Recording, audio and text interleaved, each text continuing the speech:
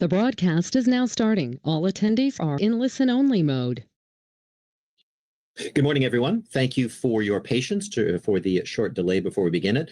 Welcome to the press conference for the launch of the first draft of the post-2020 Global Biodiversity Framework. My name is David Ainsworth. I'm the Information Officer for the Secretariat of the Convention on Biological Diversity, and I'll be the moderator for today's press conference. Today's conference is being run using the WebEx platform for invited journalists, but there are a number of you following the stream on our cbd.int/live YouTube channel. I'll just let you know the running order for today's and some of the orders. Those of you who are attending the WebEx chat, your questions you may have to our panelists, please put them in the chat area, and then we will pick them up and move them, direct them towards our different panelists who will be joining for today. We'll have remarks from everyone of approximately a total of about half an hour, 40 minutes. And after that, we will have a long period of questions. When you ask your questions, please let us know who you are and what organization you are writing for. Today's panel is going to feature the Executive Secretary to the Convention on Biological Diversity, Elizabeth Maruma Mrema. It's also going to feature the co-chairs of the process, Basile Van Havre and Francis Ogwal, who are the co-chairs for the open-ended working group for the post-2020 Global Biodiversity Framework. And they will be joined during the question period by David Cooper, who is the Deputy Executive Secretary to the Secretariat of the Convention. Elizabeth will provide some opening remarks. We'll have a presentation from Francis and Basile, and then we'll move to the questions period. So without further ado, it's my pleasure to introduce Elizabeth Mrema, who will open up the conference. Elizabeth, the floor is yours. Thank you very much, David. Members of the press, sincere welcoming you to this briefing marking the launch of the first draft of the post-2020 Global Biodiversity Framework. This draft that will be presented to you in a few moments by the co-chairs, Francis Ogwal and Basile Van Havre, is the text that will be taken up by the open-ended working group on post-2020 Global Biodiversity Framework 6 weeks from now, and then to be further refined before it is adopted at the United Nations Biodiversity Conference, our Conference of the Parties 15. This first draft builds upon the zero draft that was shared with the world at the beginning of last year. It has been substantially revised, drawing on inputs received from the parties and other stakeholders during a number of virtual meetings, webinars of last year, including meetings of the Convention subsidiary bodies on science and implementation, or SABSTA and SBI. Thousands of comments and hundreds of hours of consultations have helped make the draft what it is now. The text that parties to the convention will work with to agree on an ambitious yet realistic framework that will set us on a path to achieve the 2050 vision of the convention, living in harmony with nature. The post-2020 Global Biodiversity Framework will allow diverse stakeholders to work together to achieve important milestones by 2030 and then 2050 to ensure the balance with nature is restored. This framework is a successor to the Strategic Plan 2011-2020. As such, it draws on lessons from that experience. The framework is an all-hands-on-deck approach that allows parties and stakeholders to work towards common goals, use the same language, and ensure collective action. It also considers elements of guidance on goals, smart targets, indicators, baselines, and monitoring frameworks relating to the drivers of biodiversity loss for achieving transformational change. You will have an opportunity to ask questions later in the session. So for now, permit me to thank our co-chairs for their leadership and providing us with this solid starting point for our discussions. Now it's up to the parties or member states in the world to engage with this framework and set us on a path to sustainable future. Thank you very much. David, back to you. Thank you very much, Executive Secretary. Continuing in our program, Basil van Haver will provide a few introductory remarks, after which time Francis and he will have a presentation on the first draft. Basil, the floor is yours. Thank you, David, and good morning, good day to all of you, wherever you are. Francis and I are looking forward to presenting to you now this work. Without further ado, I'm going to let Francis start with the presentation.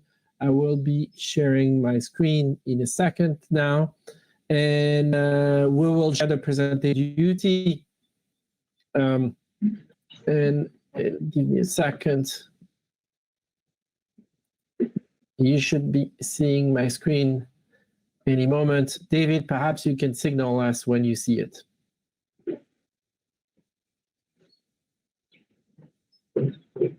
Yeah, we're still waiting. There it is. We can see it. Go right ahead. Okay. All right. Thank you very much. So, Francis, can you hear me? And please take the floor and start with the presentation. I'll turn the slide for you. Yes, I can hear you.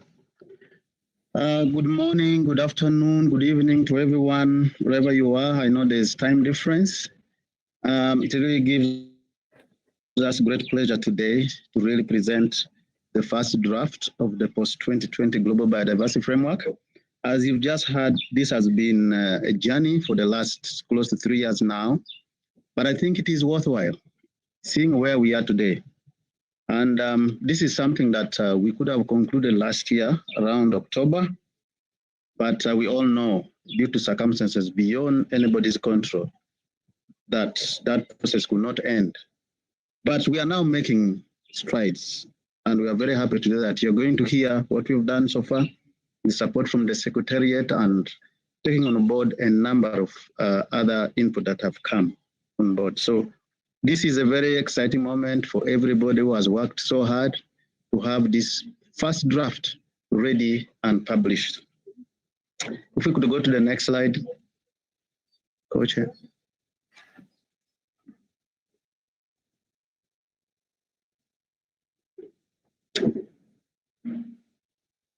I think there's a bit of a delay. Yeah, there we go.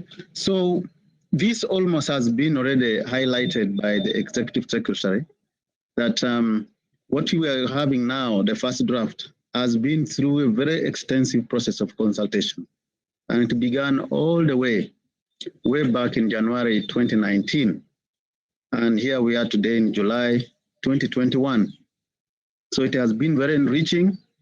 We had consultation, regional consultation, we had consultation with the various groups, we had consultation with the MEAs, so a lot of input has come in. And after the first round of consultation, we did produce a zero draft, which was then presented in Rome.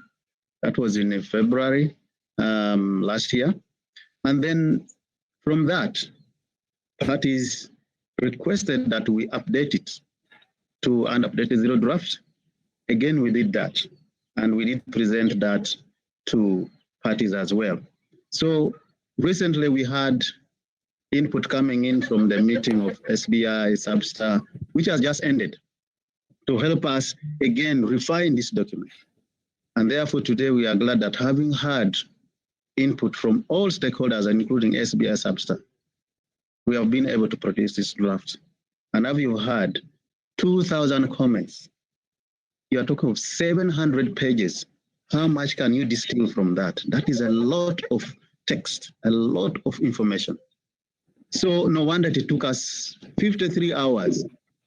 And at one moment, actually I do remember the day before we could complete work, we put ourselves that task. I think it was the last day of us doing this work on the draft one. We said, tomorrow we have to finish it. Indeed, we had to go 9 hours. It was getting late in Canada, but it was getting very late here in Uganda. And I always say that the amount of energy we are spending on this framework, it is because it is for a good cause. So those hours were spent, but I think they're well spent. And today we have this draft one. So Coach, if you go to the next one.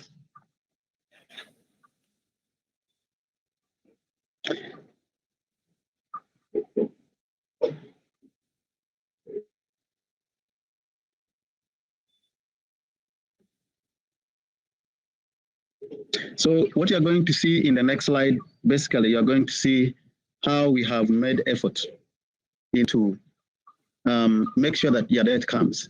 So we have got the 2050 vision, and I'll be saying something about that when we go to the theory of change. But for now, what I can tell you is that we have tried our best to make sure that we turn the goals which we have to define for us how we can measure the journey towards 2050. So we have goals that define the vision in measurable terms.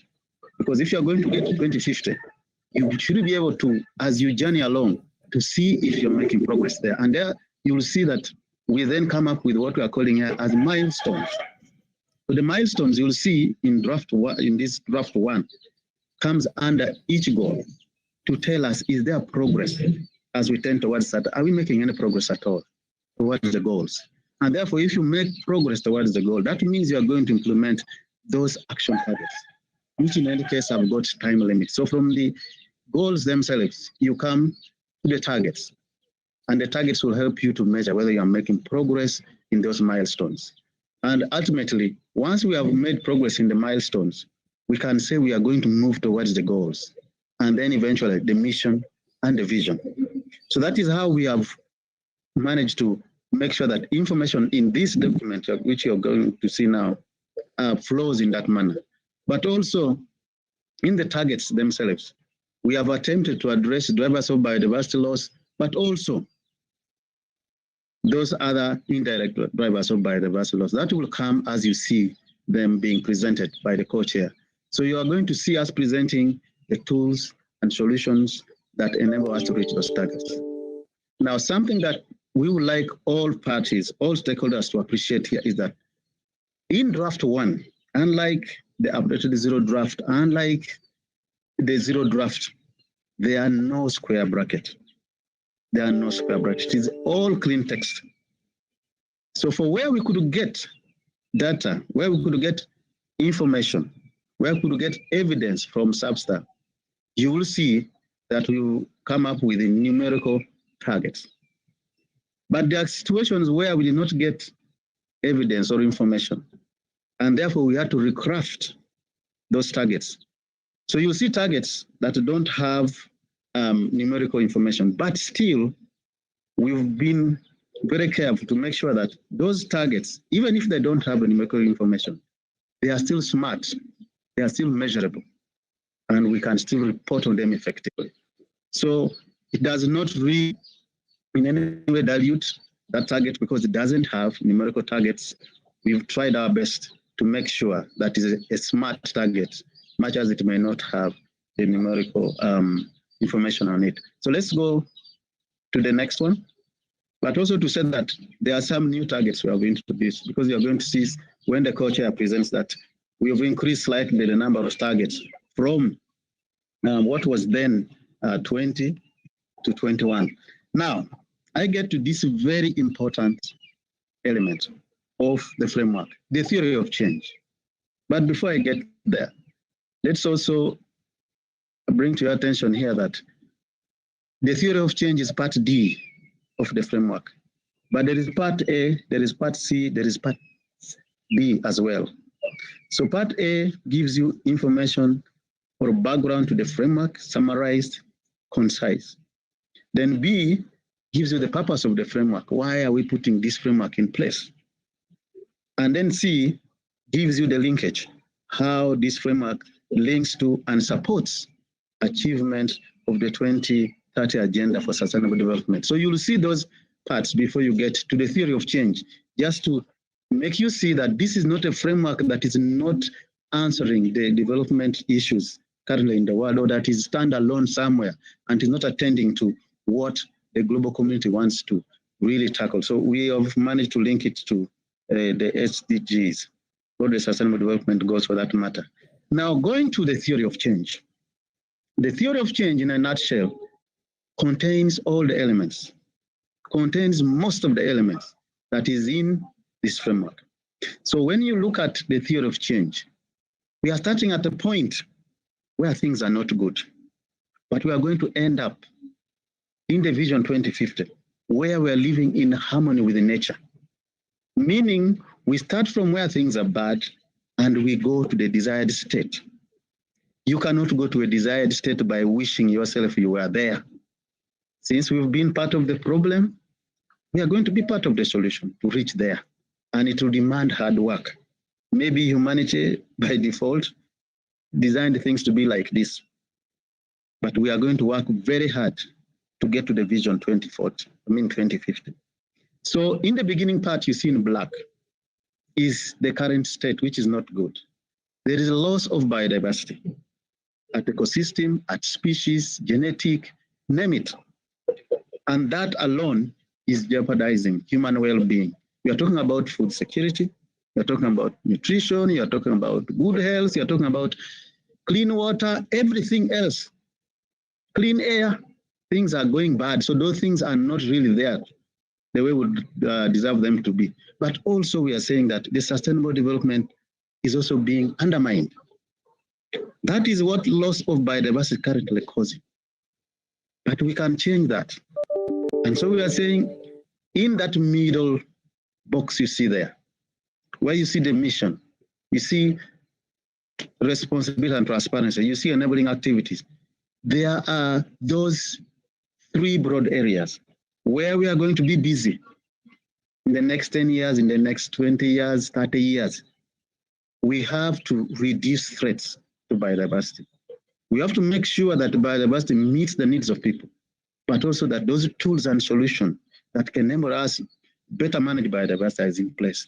So we'll hear from the co-chair when it tackles the targets. The targets are basically categorized into three. Now, as you move towards the 2050 vision, when we implement these targets, as we said earlier, we shall be making progress towards the milestones. Now you'll see that the milestones is kind of, it fades off and allows goals to come in. Why? Because we are going to have like 10-year milestone, 10-year milestones, but each time those milestones will be getting us closer and closer to what we need. That is the vision 2050. So what would it mean if people ask you, what is living in harmony with nature?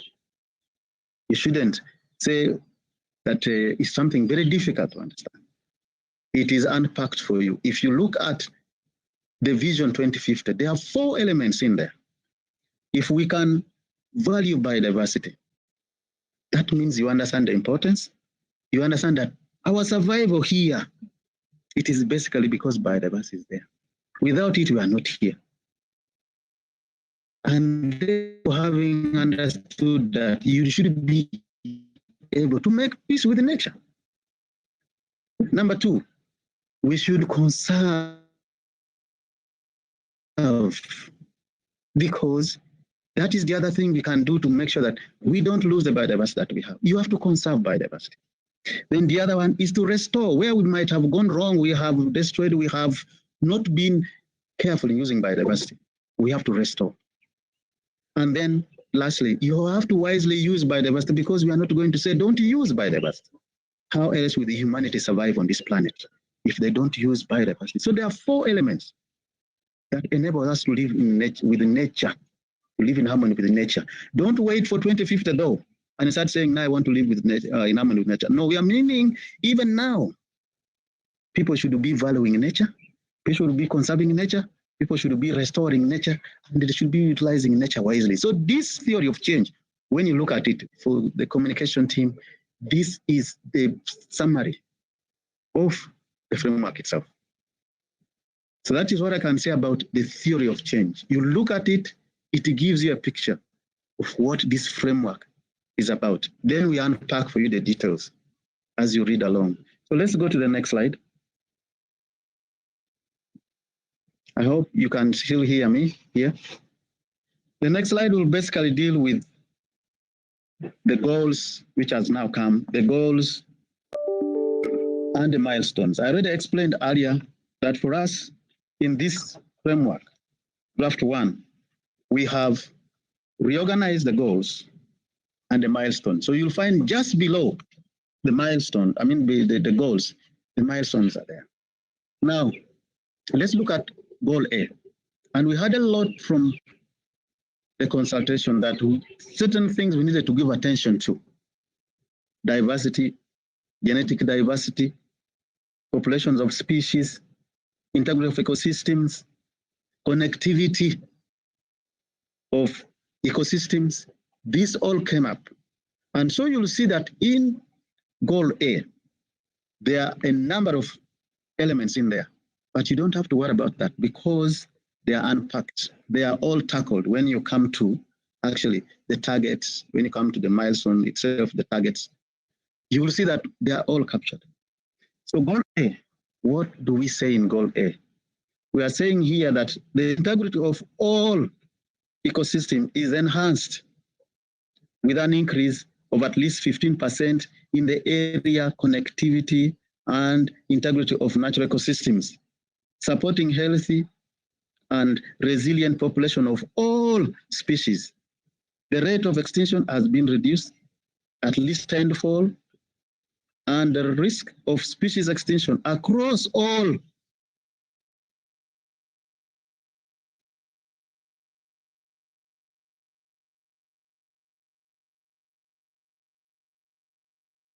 taxonomic and functional groups is halved, and genetic diversity of wild and domesticated species is safeguarded with at least 90% of genetic diversity. I want to say something. That this framework was not ambitious. Now the ambition starts coming in here. We are saying integrity of all ecosystem, all, mark that word, all species, all taxonomic groups, all species, genetic diversity of all species maintained. That tells you the amount of work that has to be done. So that is how ambitious we have tried to be with this draft one when we now start looking at the goals. So what are the milestones under goal A? Milestone 1 or A1 says the net gain in area, connectivity, and integrity of natural systems of at least 5% by 2030. Remember, we're talking of 15% by 2050, but here we are saying 2030 we should have reached 5%. Then milestone A2 or 2, the increase in the extinction rate is halved or reversed. In fact, we would prefer reversing things other than halving it, if possible, reversing it.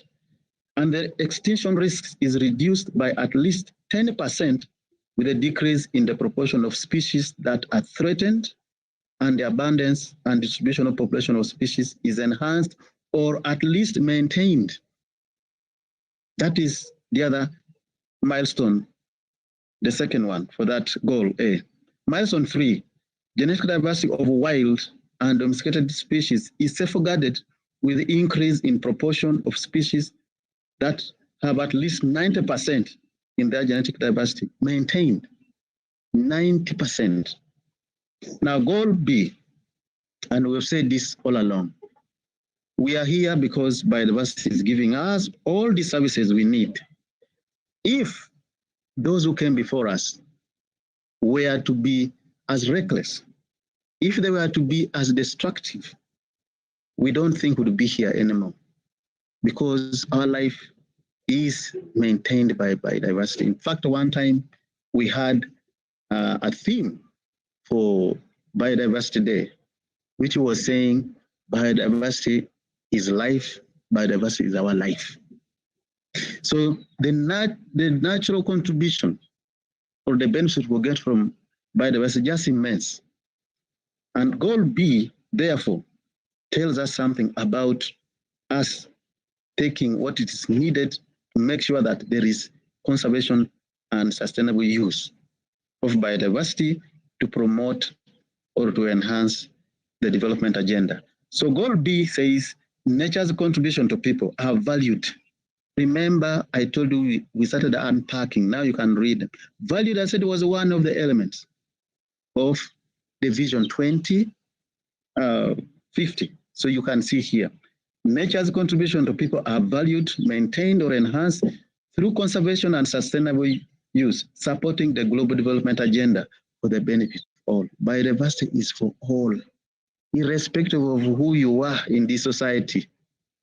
You can go to the next level to become a very prominent person on this planet, but you will never escape being supported or benefiting from biodiversity every day.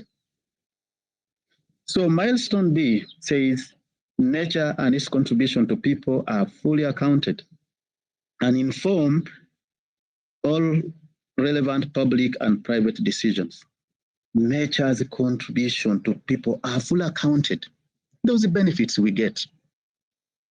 We want to see that people get to know what they are. And with that information, therefore, whether you are making decisions in the public or private sector, that should guide you.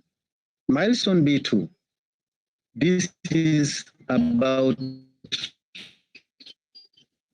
long-term sustainability of nature, and says the long-term sustainability of all categories of nature's contribution to people is ensured, with those currently in decline restored. Now you see the second element of the Vision 2050 coming in here, restored, that by 2050 we shall have restored. So those in decline will have been restored, contributing to each of the relevant sustainable development goals. Coach, I will say something about this. There's no way you're going to achieve sustainable development goal by just paying lip service to biodiversity. That time, if we have been doing it, it has been risky. Everybody will see that we take no action on biodiversity, sustainable development goal will just not be achieved to the level that is needed or completely be undermined. Now, goal C, this is dealing with the issue of access to genetic resources, benefit sharing, and what does it say? The benefits from the utilization of genetic resources are shared fairly and equitably, with a substantial increase in both monetary and non-monetary benefits shared, including for the conservation and sustainable use of biodiversity. Remember, conservation is beginning to take stage in a number of these statements. So what are the milestones? The first one says the share of monetary benefits received by providers, including holders of traditional knowledge, has increased. Take this milestone as very critical, just as the rest are, because you were dealing with the disparity in the community, in the global community. There are those that actually are providers. There are those that hold traditional knowledge on biodiversity. But we could improve their well-being if we really share the monetary benefits that accrues from biodiversity. Then goal milestone C2, under that same goal, says the non-monetary benefits, such as participation of providers, including holders of traditional knowledge, is in research and development has increased. Remember, benefit sharing may not only be monetary, it can also be non-monetary. In fact, we can't downplay any of those two. The non-monetary is equally important. You're talking of building capacity in different parts of the world, different countries, for them to be able to handle certain aspects, and that would be the non-monetary benefit that people. So this one is equally important. Now, goal D, then I will hand over to my co-chair to take you through the action targets. Now, you've been hearing people talking about the financing gap for biodiversity. There's a financing gap. It has almost turned into a song. We've been meetings since we first adopted the strategic plan for biodiversity 2011-2020. These issues have been coming up. At one point, there was a mention of doubling. People have been scratching their heads. But why have we continued to face this challenge? And yet, resource availability was identified among those that actually could have led to the less implementation or lack of achievement of the Aichi targets. Now going forward, knowing biodiversity is important, knowing we survive on it, knowing without it we are not here. Why would resources for biodiversity continue to be something that people don't agree on? I just don't understand that. I don't understand that. Something that is so important for all of us, and yet when it comes to funding it, then there's disagreement over funding it. How would you explain that? So we are saying that by 2050, this talk about the financial mechanism there's something we are saying about it, and I would like you to listen here. That what is the goal saying? The gap between available financial and other means of implementation and those necessary to achieve the 2050 vision is closed. No more by 2050, it will be a shame for sure. If we have spent 20 years already saying financing gap, in the next another 30 years, 20, 40 years, 50 years, it is financing gap. By the way, as we continue to delay in funding biodiversity, two things are happening. One, time is moving. Nobody, the clock will never stop because we are disagreeing. Second, biodiversity loss is going to even escalate the more. And we now know the cost of inaction is far higher than even the action we take. So why would we want to see the business as usual for the framework, which we have said shouldn't be the case? Our prayer as co-chairs that this does not happen. Now, quickly, the milestone. Milestone D1 says adequate financial resources to implement the framework are available and deployed, progressively closing the gap, the financing gap, up to at least $700 billion per year by 2030. That is the dream that we have here, that should happen. And we really hope it is going to happen. Otherwise, my co-chair and I have always said time again, this framework, however much we are going to spend time on it, if it is not going to be resourced and implemented, it will just be but a piece of paper to gather dust. And my co-chair and I, they might be asking us, Francis, how far have you gone with your framework? It will turn into a framework of Brazil and Francis, yet it is a framework for parties because it will not have been supported financially.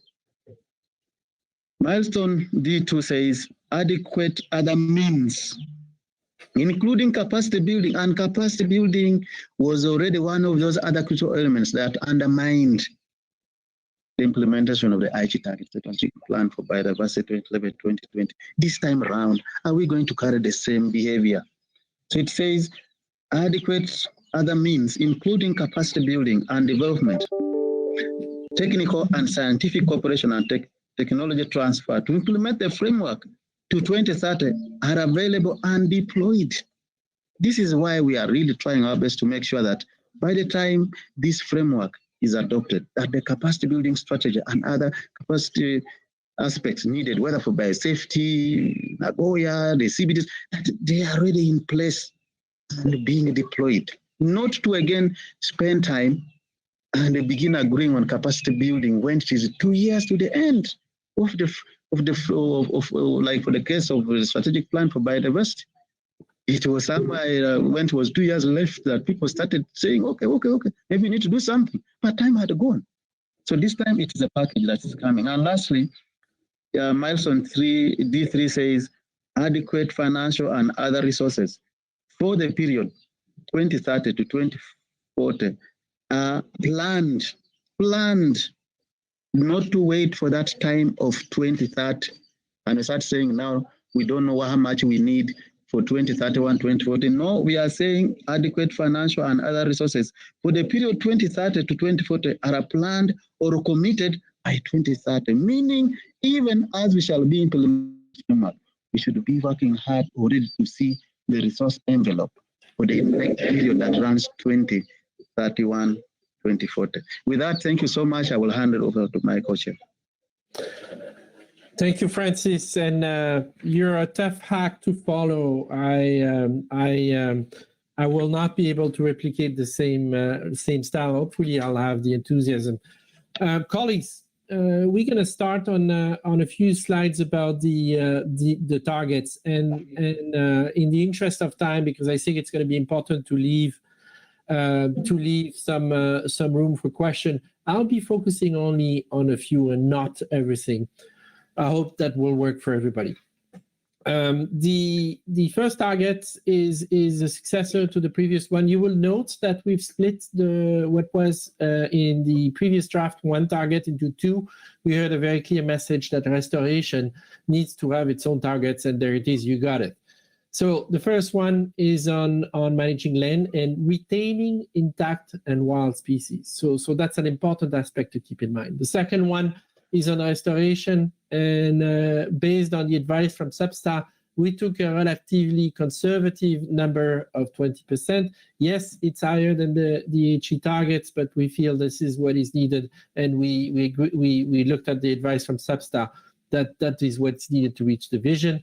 Number 3 is, again, the famous 30 by 30 proposal, and we heard very clearly from Substa that 30% is a minimum number. Number 4 talked about other conservation measures and human-wildlife conflict. 5 on harvesting, trade, and trade and use being sustainable, so bringing to sustainability what is not there yet. 6 on invasive species, an issue that is gaining a lot of attention. 7 is an important one, and I'll spend a couple minutes on that one. Halting and removing the harmful depollution that is harmful, with a focus on the three substances that are identified by the IPBES. We're looking at reducing nutrient loss to the environment by half. So that's the part that is gaining to the environment that is not useful for growing crops, and that is creating some issues. Pesticide reduction by 2/3, and eliminating the discharge of plastic waste. What we've done here is we use the scientific advice from Substa, as well as language coming from works done by the UNEP in the case of nutrient, and by the UNEA in the case of plastic. Moving to number 8 on climate change, and there you have a dual two-part to the target. The first one is, what is the contribution that nature can give to the mitigation adaptation issue? And we've worked from the work of the UNEP reports, and as you know, experts are putting the contribution from nature from 1/3 to 37%. So we went from the lower part of that with 1/3, and that computes to around an absolute number of 10 gigatons of CO2 equivalent per year. The other part is ensuring that all mitigation efforts, so the totality, not just the nature part, have no negative impact on biodiversity. So that's for the part on the director drivers. Now moving to the second objective of the convention, and the third one on people needs, meeting people needs. I will only point to a few of those under target 10. Focusing on agriculture, aquaculture, and forestry are managed sustainably, but yet are enabled to meet people needs. So Francis has talked about that.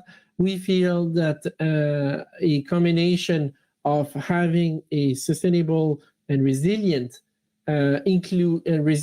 activity include also, again, a productivity in terms of making sure we meet all the goals of sustainable development.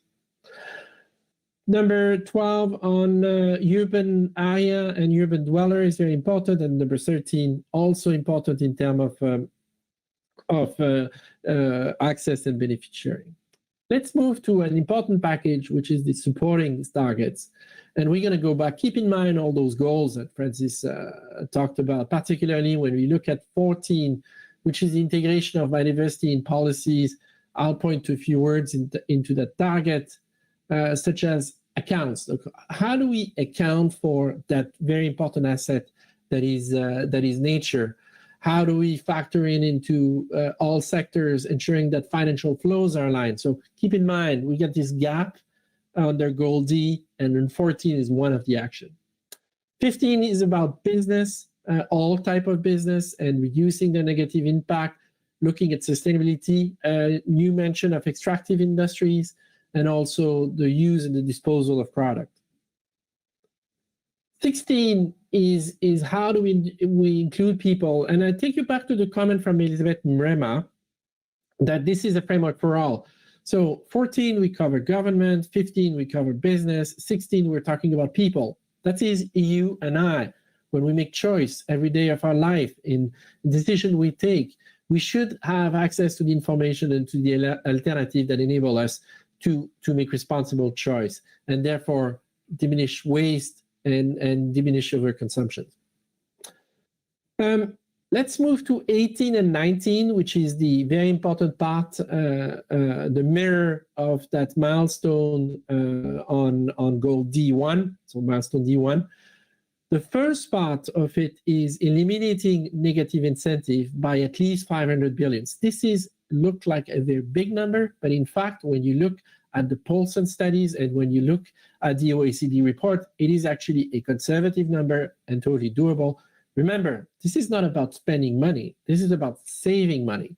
So each time there is a dollar that is taken from an harmful subsidy, for example, something like subsidy for fuel, for fishing fleets that are engaged in not necessarily sustainable practice, you're helping us. We're taking a cost out of our equation. The leveraging private finance, and so let's move to 19, which is the other side of the equation, which is about increasing what is currently being done. And you see there that we want to bring the spending on biodiversity up to $200 billion. And that seems like, again, a big whooping number. But when you look at the estimate, we're spending somewhere between 140 and 175 billion today on biodiversity. So the increase is not as dramatic as the number you see on the screen. And it includes, in addition to your classical government spending, it also includes what is spent by other organizations, philanthropies, foundations, private sector, etc. We're going to need to take into consideration much stronger national finance planning, strengthening capacity, understanding risk, and making sure all those financial flow are good. 21 is around the role of a number of people, and you see particularly indigenous people in local community, and we're mentioning the rights over lands, territory, and resource, which is a direct cut and paste from the UNDRIP declaration language and should facilitate consideration by the parties when they get to it.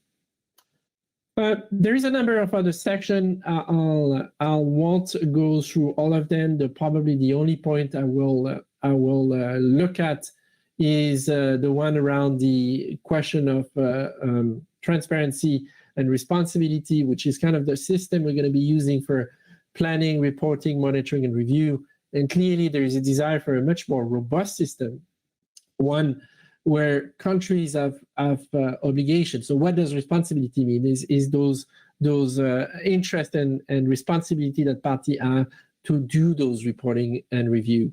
And transparency is in terms of communication and being able to tell the public in general and inform each other whether we're making the progress we're looking for.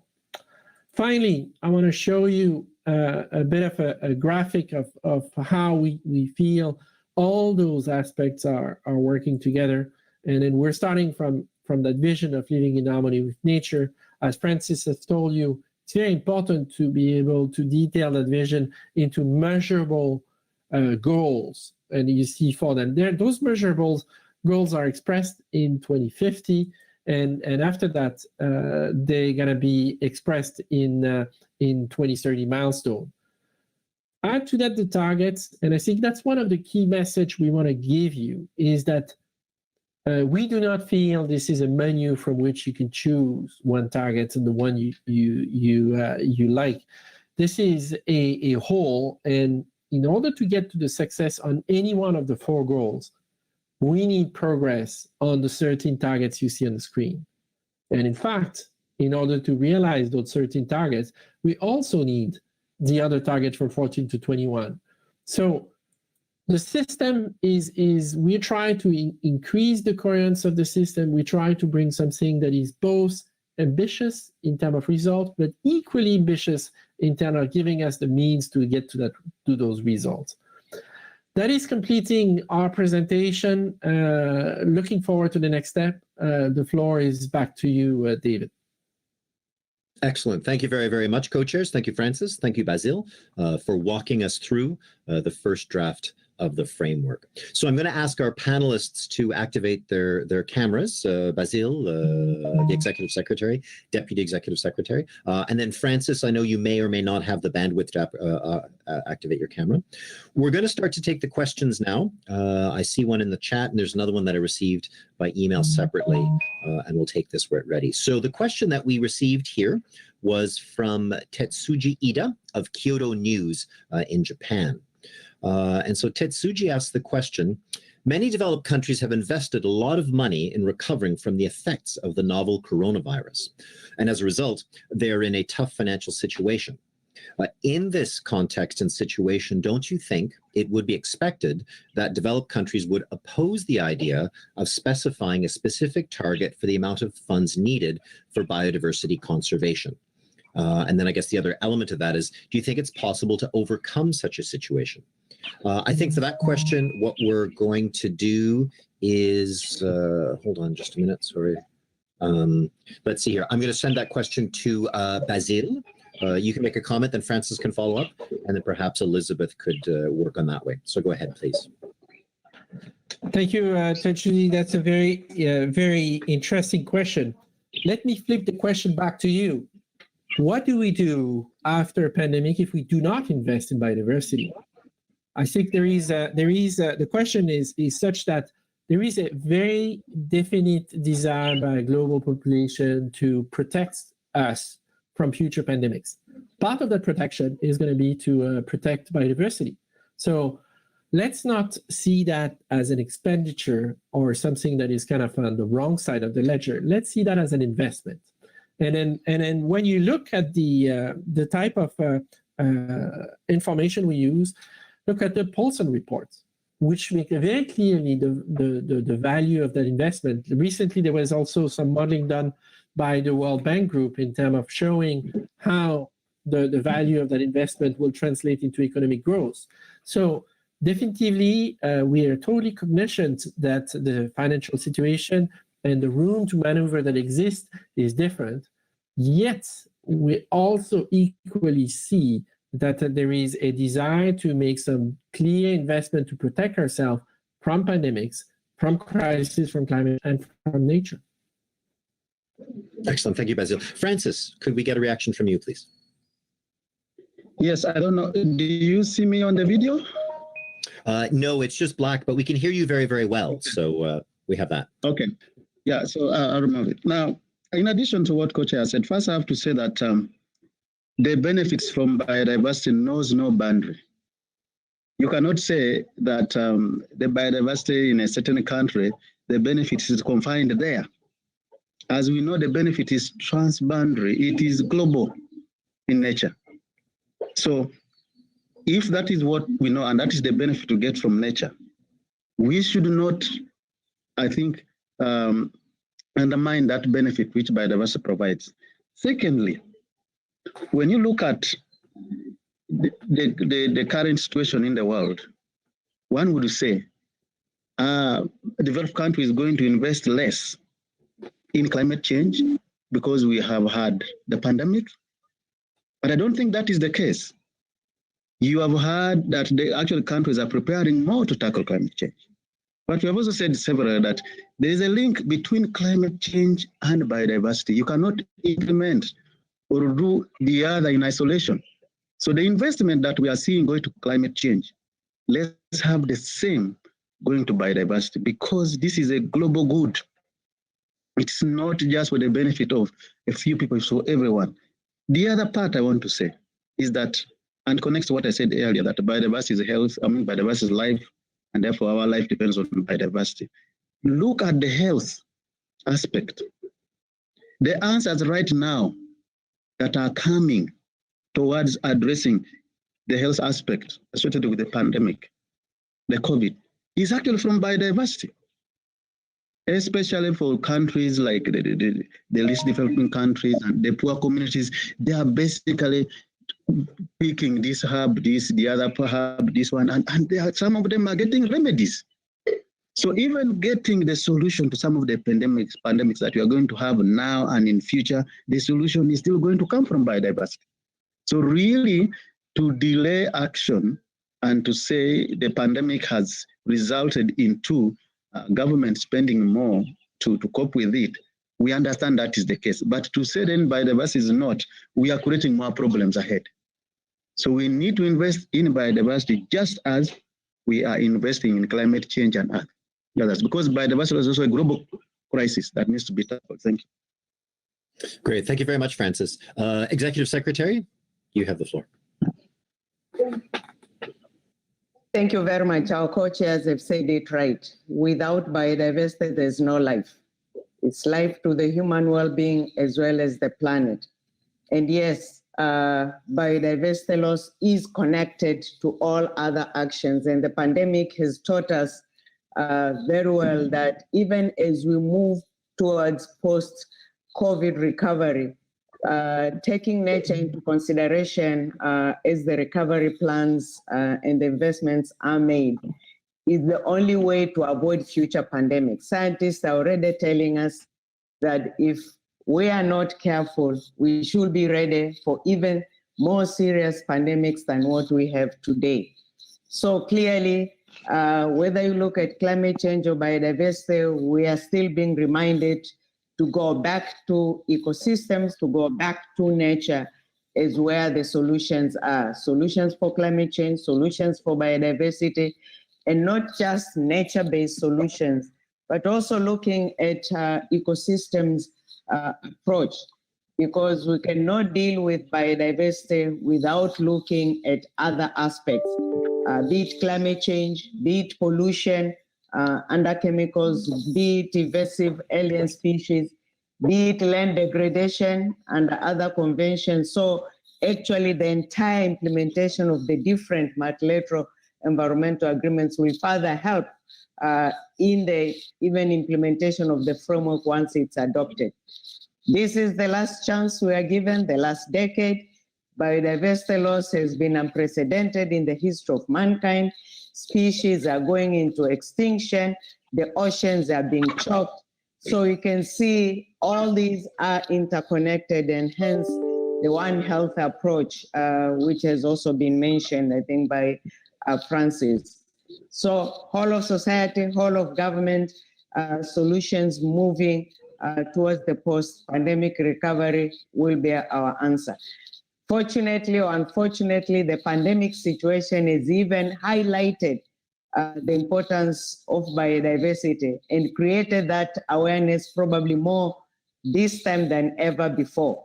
So probably one will say the positive aspect of the COVID is this awareness of the links, which are now probably better understood than before. Thank you. Thank you very much, Executive Secretary. I'm going to give the Deputy Executive Secretary, David Cooper, a chance for about a minute or so of response to this one as well. Thank you, David. I think most things have been said, but just to note two things. One, the big opportunity that investing in biodiversity has to create jobs, particularly in the area of restoration. And then secondly, of course, that to note that, this call for an increase in resources for biodiversity is coupled with a call to reduce perverse incentives, so incentives that are currently harmful to biodiversity. And part of the savings, there's a potential for large savings from reducing subsidies could, of course, be redirected to help contribute towards increasing resources for biodiversity. And the framework addresses both sides of the equation here. Excellent. Thank you very, very much. So I'm just going to remind those journalists who are joining us at the press conference, if you have questions, please feel free to pose them in the questions tab there, and I'll get to take a look at that and we can move forward. I have another question that I received from email. This is from Mayumi Nobuta of the Mainichi newspaper of Japan, and there are two parts to it. So the first one is Mayumi finds that there are more and more numerical goals in each of the targets compared to what we saw in the Aichi targets. And Mayumi would like to know, could you tell Mayumi the intention why you wrote those numerical goals? Number one. And second, do you think the Aichi targets were not specific enough? So I think for that, I'm going to turn first again to the co-chairs. We'll work it this way. So Francis, if you could start, and then Basile, and then we'll come back to our staff from the Secretariat to deal with that. Thank you. Yeah, thank you so much. I will take a brief moment on them. About co-chair. One thing about the numerical goals, I think we said it earlier, but I can again say that we came up with that because we wanted to see that we turn those goals into like a status goal. You're trying to make sure that as you move towards your goal, you're able to measure progress towards those goals themselves. So that's why you may see a little bit of a difference from the one of the Aichi targets. That has been the thinking this time round. The other one, the Aichi targets. One may think we have actually ignored those Aichi targets.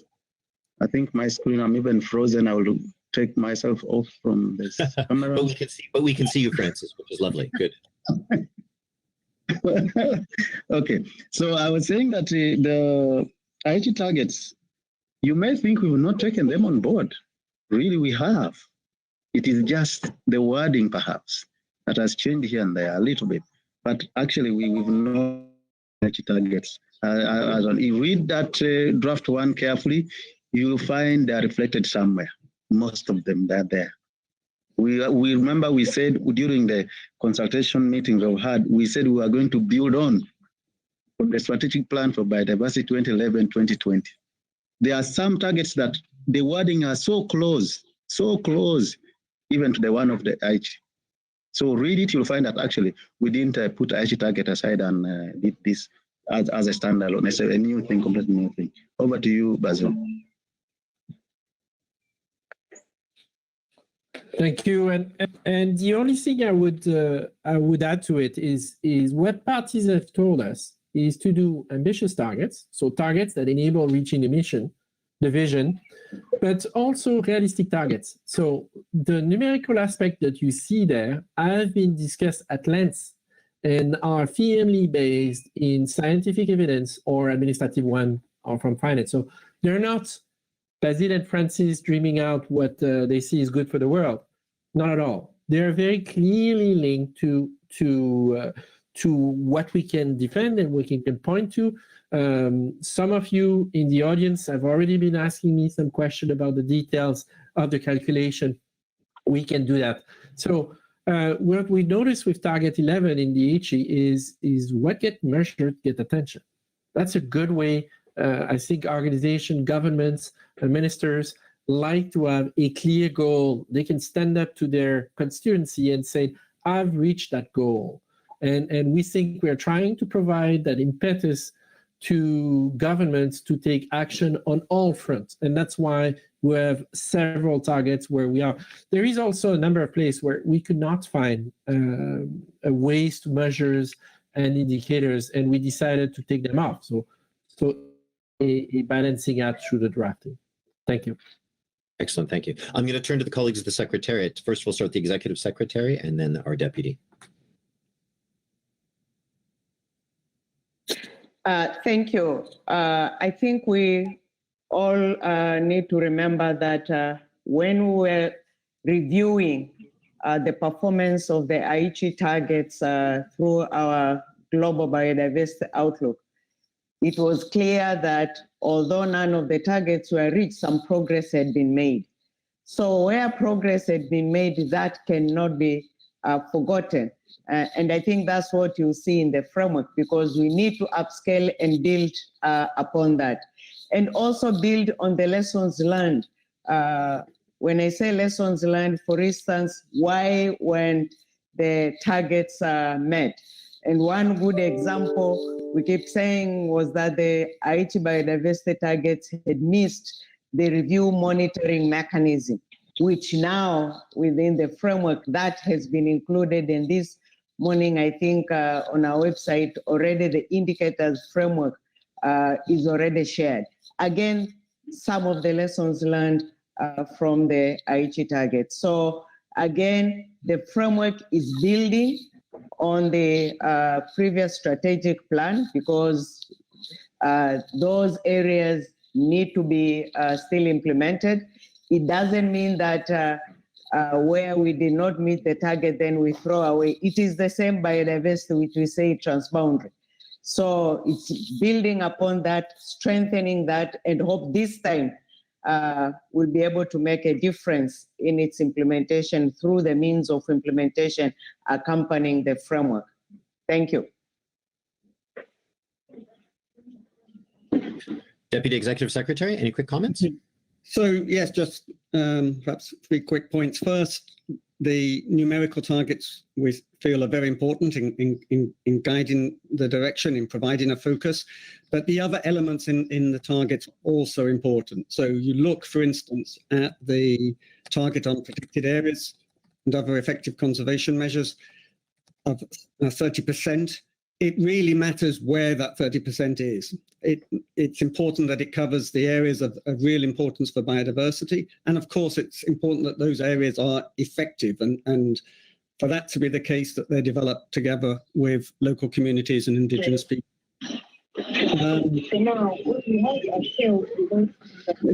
Someone needs to mute perhaps. But secondly, if even where targets don't have numerical values, they should be looked at in the framework as a whole.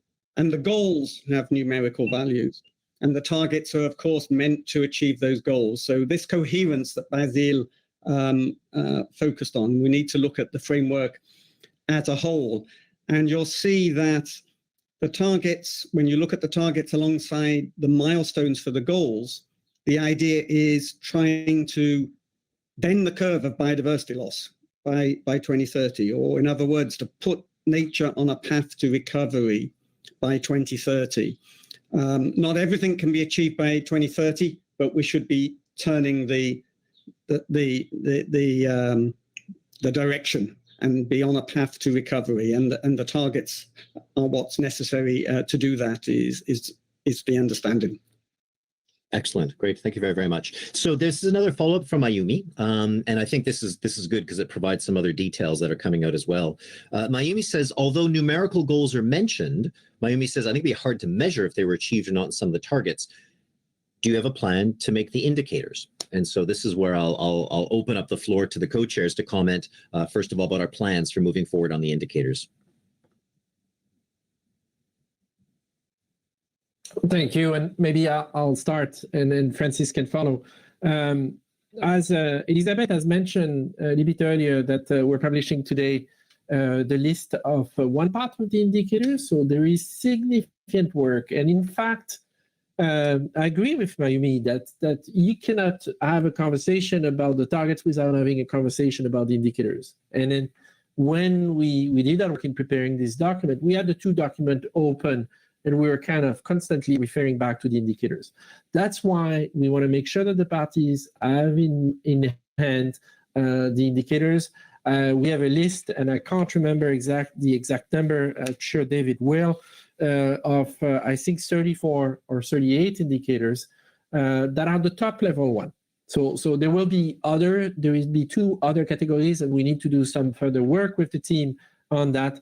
But definitively, what we're trying to do is to provide parties with a comprehensive system. On one hand, there will be the targets. On the other hand, there will be the indicators. And then on top of that, there will be a clear description of the process for planning, reporting, and review. So that will all come together. And then one last point I want to add is that you will see that we're trying to keep the language in the framework at a high level, because it's applied to all.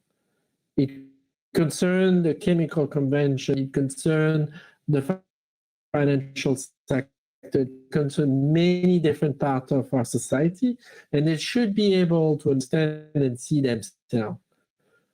The partiality and the details that are specifically relevant to the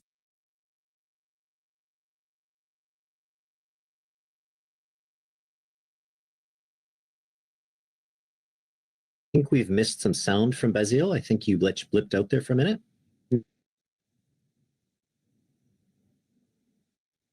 Yeah, we still can't hear you, Basil.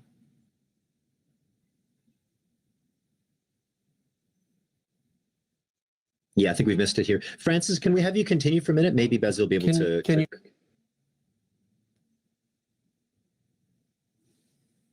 Yeah, sorry, Basil, we're having problems hearing you. You're having some connection issues. Okay, so I think just to take on a little from what I was saying, in this framework, we are going to have what we are calling the headline indicators. And those are the ones that we expect at least all countries, all parties to be using for reporting. But of course, then we shall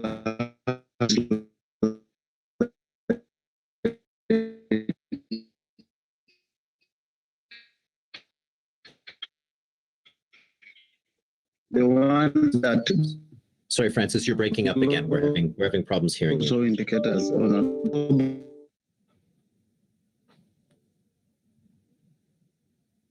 Yeah, Francis, we appear to have lost your sound. Well, we expect at least all parties, all countries, all stakeholders to use in reporting. So we learned a lesson again, having had that biodiversity targets. There was no agreement or there were no indicators at the time that strategic plan was adopted. So we spent again years trying to agree on the indicators, and it took time. So this time round, these indicators, we are doing our best to make sure that they are there.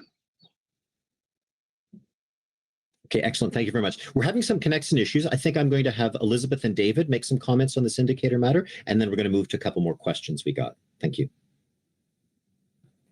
So Elizabeth, to you, and then to David after this. Yes, thank you. Much as I think I missed a bit of Basil and also Francis, but as I had said, for the framework to be effective, really means of implementation will be key, and to be able to measure the progress to achievement, then we need the indicators. And today also the English version of the indicators had been launched, which again will support the review process for the development of the framework. And this again is part of the lessons learned from the inadequacy of the previous framework, which the strategic plan for which the framework is responding by providing specific indicators to be adopted together with the framework. And this again will help not in delaying implementation once the framework is adopted. Thank you. Excellent, thank you. David? Yeah, and of course the indicators will be critical for giving that quantitative element to those targets that don't feature a number in the actual wording of the target. And it's going to be part of this bigger question that Basil referred to earlier of having a really good framework for monitoring and reviewing implementation. Of course, in developing indicators, there's a bit of a balancing act, as Francis mentioned. There's a limited capacity that all countries have. And so in developing this first set of headline indicators that are online already today, there's a need to be selective. There are 38 indicators listed there to cover the 4 goals and the 21 targets. But the majority of those are already in use by countries through other processes in contributing to the monitoring of SDG process, for instance, or they're being developed, for example, through the UN system of environmental economic accounting, or through scientific networks such as the Biodiversity Observation Network. There will also be some indicators that can be developed on the basis of existing reporting obligations under the Convention or the Cartagena Protocol or the Nagoya Protocol. Of course, in all of this, it will be important also to invest in increasing the capacity of all countries to monitor biodiversity and to report on it, particularly, of course, developing countries. Thanks. Excellent. Thank you very much. So, of course, as we come near the end of the conference, now the questions are coming fast and furious. So we're going to have to find a way to manage these. So first of all, I'm going to provide one that was sent to us by Urmi Goswami of the Economic Times of India.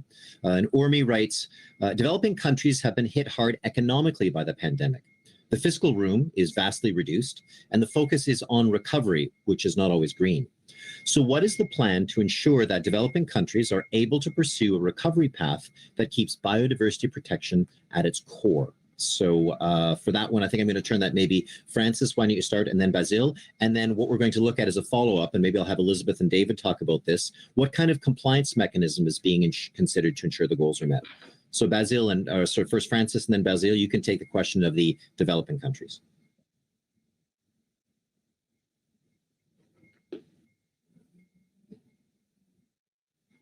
Francis, are you able to the connect? Recovery part?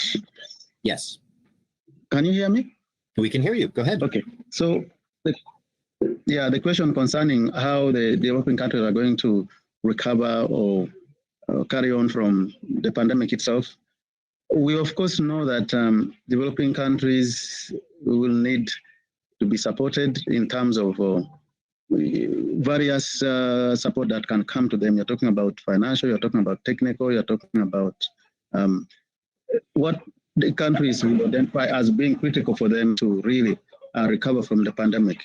But the critical thing here is, first, for even the developing countries themselves, within the little resources that they could be having, also to really take in measures to protect biodiversity, because getting the global support comes in, but may take a bit of time.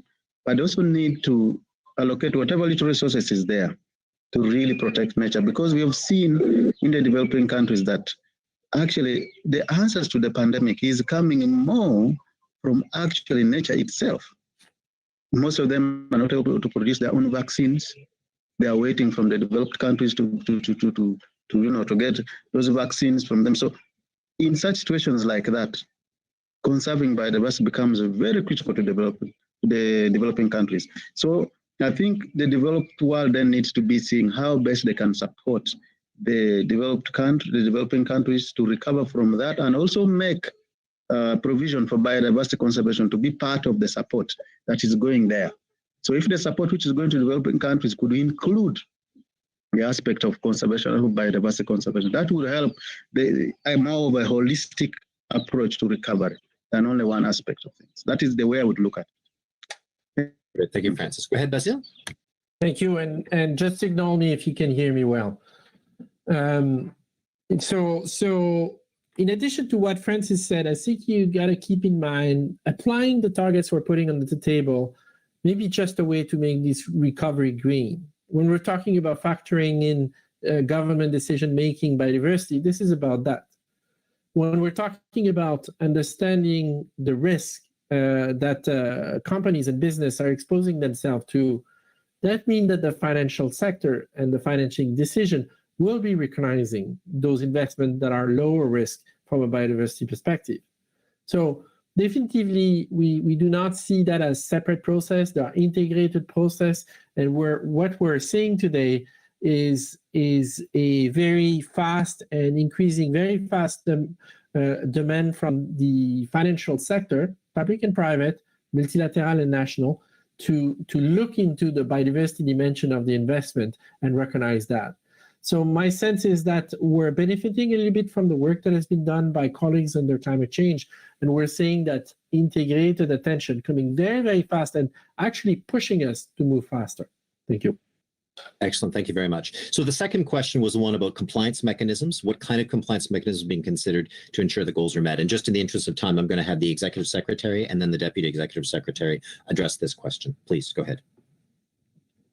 Thank you, David. In terms of compliance, number one, we're still looking at further use and strengthening of national biodiversity strategies and action plans as the tool for implementation. These are already in place in many countries, over 85% by the time the review under GBO was done. So there is a tool in place. Furthermore, of course, looking at appropriate policies, laws, and regulations, which even the co-chairs have underlined under the tools and solutions. We've also talked of incentives, particularly those which harm biodiversity, and redirect those incentives into biodiversity positive outcomes. And then, of course, questions of capacity building, technology transfer to support those countries in need, accompanied, of course, with appropriate financial resources for implementation. So all these, I'll put them in that package of compliance if at all we are to succeed with the implementation of the framework. Thank you. And indeed, we expect this area of looking at how implementation is reviewed and mechanisms to increase the sense of responsibility that countries and other actors have, and the transparency over what actions have been taken and whether or not they're sufficient. We expect this whole area to be a really important element in the discussions going forward. And indeed, at the recent intergovernmental meetings in the subsidiary body on implementation, there was a lot of discussion on these issues. They'll be important to make sure that there's always sufficient political will, that we have a whole of government approach. So these countries needing to come and review what they're doing will help get that high-level political attention. And of course, it will have to be backed up by a really good, as we were discussing just now, biodiversity monitoring system. And as we go through the decade and look to see, are we on track when we look at what's happening at national level to meet those globally agreed targets that are in the framework, we'll have to look at the full framework. So not only the conservation targets, not only the targets for sustainable use, but also those targets on mobilizing resources and ensuring benefit sharing from the use of genetic resources as we go forward. Excellent. Thank you very, very much. So I have a question now from Kanupriya Kapoor of Reuters, and I'm going to actually ask all four of you to reply to it because it's a good global type of question here. So Kanupriya writes, some experts have said that the draft agreement does not articulate well enough any key goals that are relatable across society, such as the Paris goal of 1.5 to 2 degrees of warming. So why is this the case? And what would a key global goal for biodiversity look like? So I'm going to turn that, and actually I'm going to run that across the entire panel. This will be one of our closing questions before we finish up. So let's see here. I am going to give Francis the benefit slash punishment of taking this first, and then we'll move on to Basil and then the team from the Secretariat. So Francis, you get to start. Yeah, thank you so much. The beauty of it is that my colleagues will add on. I think first to say that we have been very mindful about the contribution of biodiversity in addressing climate change. And you will see that where there's biodiversity loss, especially at ecosystem level, where there's land degradation, you'll actually have cases of climate change getting worse and worse there. I'm talking of just the loss of a natural ecosystem, but leave alone the pollution from industries and what. But from the natural ecosystem, that is the angle of biodiversity. So there is that direct link.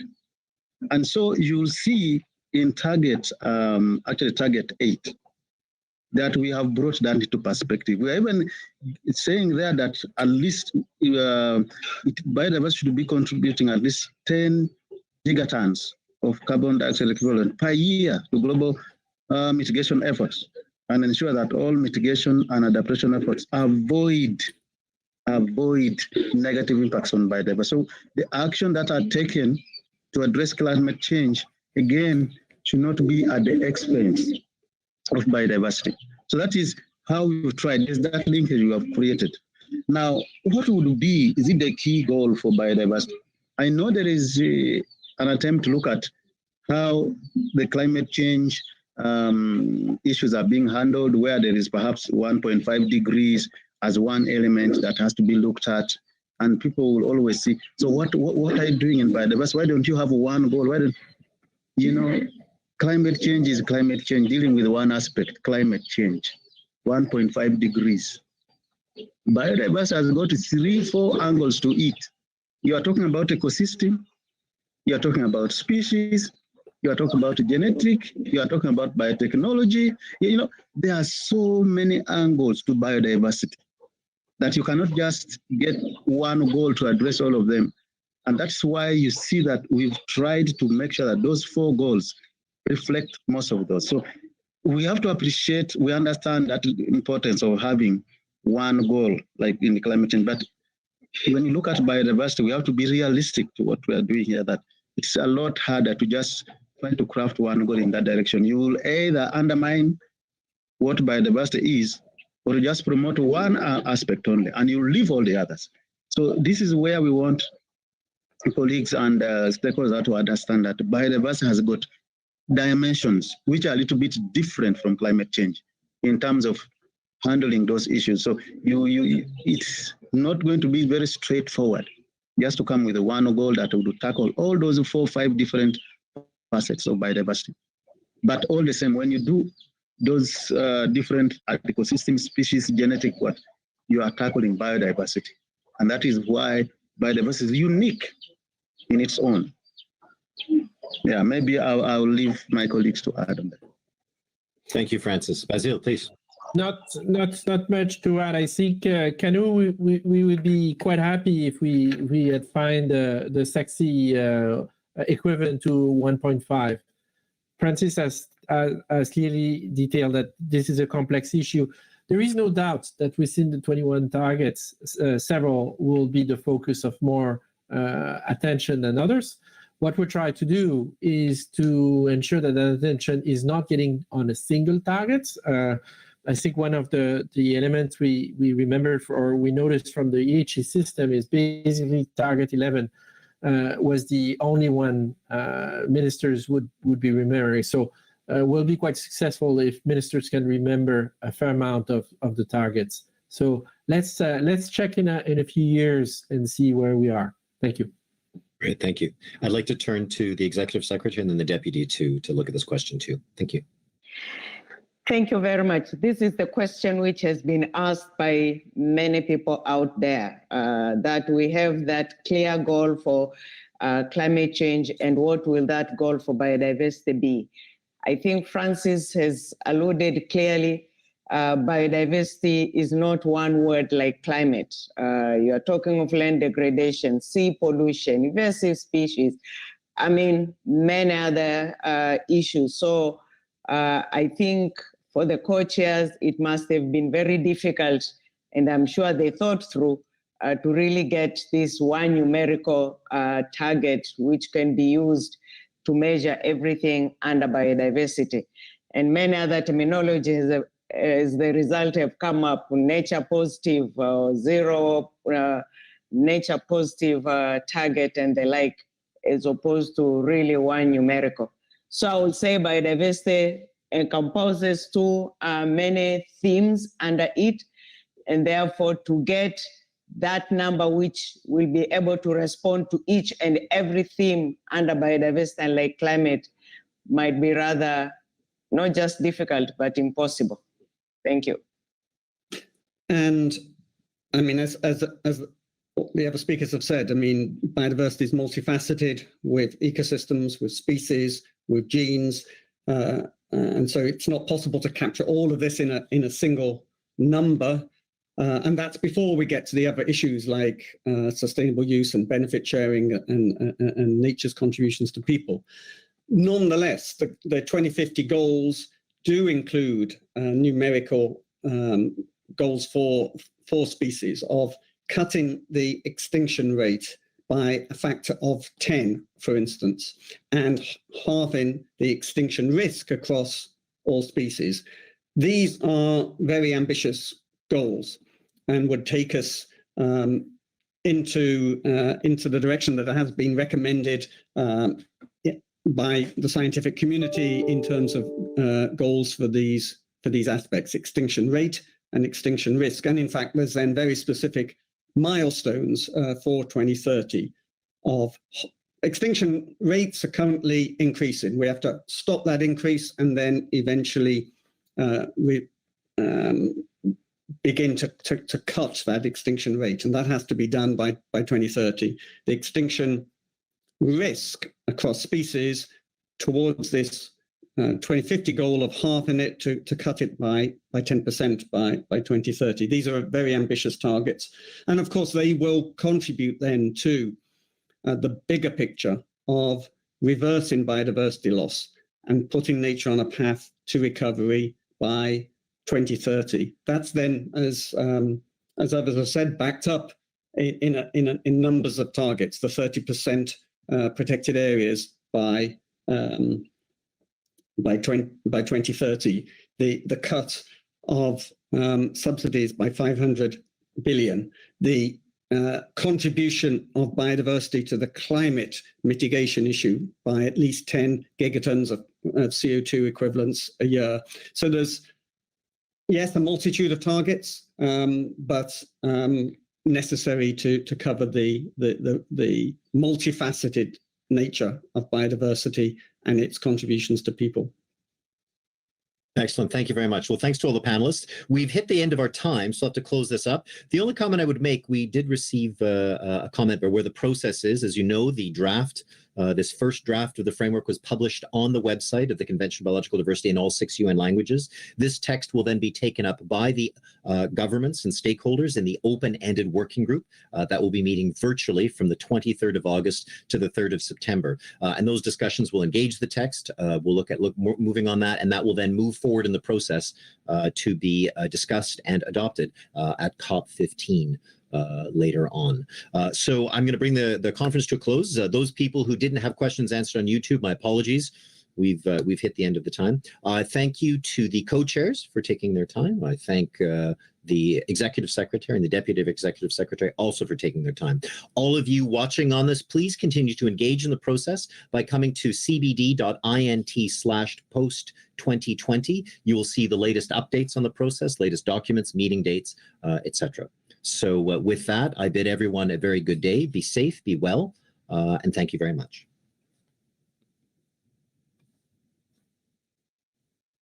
Bye. Bye. Thank Bye you. now. Thank you. Bye.